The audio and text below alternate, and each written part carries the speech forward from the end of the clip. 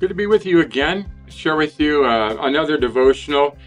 Boy, this came from way down deep inside of me as I was reading the 51st Psalm, which I recommend. Psalm 51 has a lot to say about what do you want, God? That's what it spoke to me anyway. And this is what the Psalm says that God wants. The sacrifices of God are a broken spirit, a broken and contrite heart.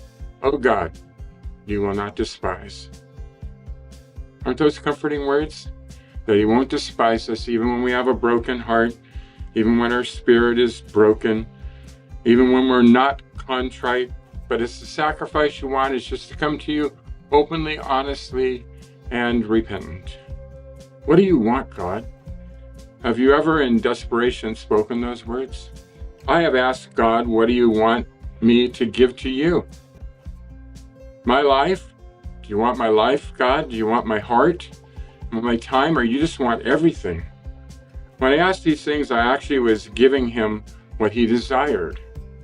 Because of this low moment in my life when I asked those questions, I had a broken spirit and a broken and contrite heart.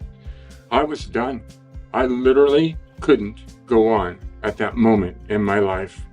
I felt helpless and I felt hopeless. I was beyond rescue. I wasn't sure if he heard me or if he would answer.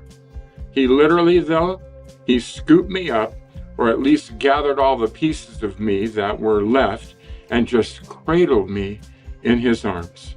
And I simply rested because I could not move. I could barely breathe. I was definitely done talking. I was smashed, literally, smithereens. And I could only whimper and shake. What I could give was all I had, and that was my sorrowful soul, my broken spirit, and my crushed heart. What blessed me and brought me out of my despair was that he didn't despise me for not being stronger. He didn't reject me for being a mess. He loved me just as I was, as he always had, and he still does. What did he want? He wanted me at my lowest, and I didn't have to do anything other than receive his love again. No matter what had happened or what was happening or what might still happen, probably the biggest I got you moment of my life. I was out of words. I was out of tears. I was out of everything. I was broken, contrite, totally dependent on him for my next breath and thought. And I breathed deep and I thanked him for loving me. I needed him. And he loved, and he not only loved, but he wanted me.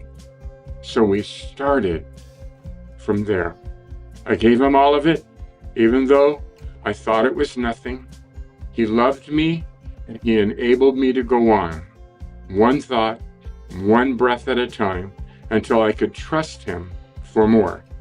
This is why I will continue to serve him and adore him, because he does not despise me, no matter how I come to him, as long as I come to him with a broken spirit and a contrite heart.